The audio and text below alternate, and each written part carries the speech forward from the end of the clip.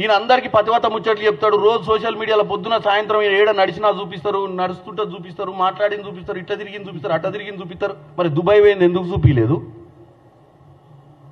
దుబాయ్కి నీ దోస్తు బిడ్డ పెళ్లికి పోయినా. నీ దోస్తు బిడ్డ పెళ్లి ఎప్పుడు ఉంది? నీ దోస్తు బిడ్డ పెళ్లి 6వ తారీఖు ఉంది. ఏ నెల? ఇవాళ ఎన్నో తారీఖు?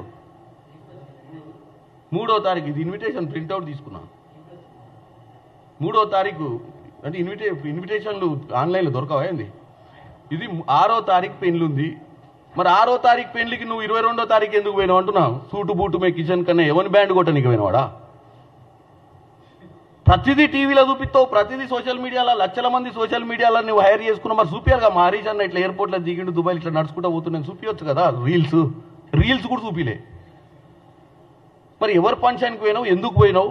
ఇవాళ కిషన్ రెడ్డి గారిని నేను ఒకటి అడుగుతున్నా. నీకు చిత్తశుద్ధి ఉందిగా తెలంగాణ మీద? పోనీ మర్చిపోయినావు 10 ఏళ్లలో నువ్వు అయ్యాల బీఆర్ఎస్ దోసుకున్న పైసల మీద నీకు చిత్తశుద్ధి లేదు.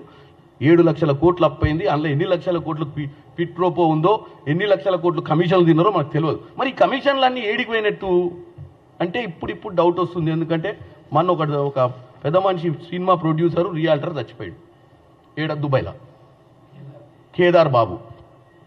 మరి పోనీ కేదార్ బాబు ఎవరో రియాల్టరు, సినిమా యాక్టరు, సినిమా ప్రొడ్యూసర్ అంటే పట్టించుకోకుండా ఏదో చచ్చిపోయిండు, మన తెలంగాణ వాసి చచ్చిపోయింది కాబట్టి డెఫినెట్గా ఎంక్వైరీ కావాలి. మన తెలంగాణ బిడ్డ అన్యాయంగా ఏమైనా చచ్చిపోయిందా, ఆడేమైనా కాన్స్పిరసీ ఉందా అనేది ఎంక్వైరీ ఒకటి.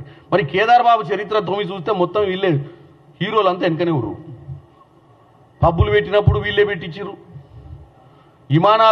విమానాల కంపెనీ పెట్టించి విమానాలు కిరాయికి తిప్పే సంస్థ వీళ్ళే పెట్టించారు. దుబాయ్లో ఇక దుబాయ్ అంటే మీకు చాలా మందికి దుబాయ్ అంటే ఓన్లీ ఆడ బుర్జ్ ఖలీఫా చూడనిక ప్రజలు పోతారన్న ఒక అపోహ ఉంటుంది కామన్ మ్యాన్కి. దుబాయ్ అంటే ఏంటంటే నల్లధనాన్ని తెల్లధనం చేసుకోనికే ఒక ట్యాక్స్ హెవెన్ అది.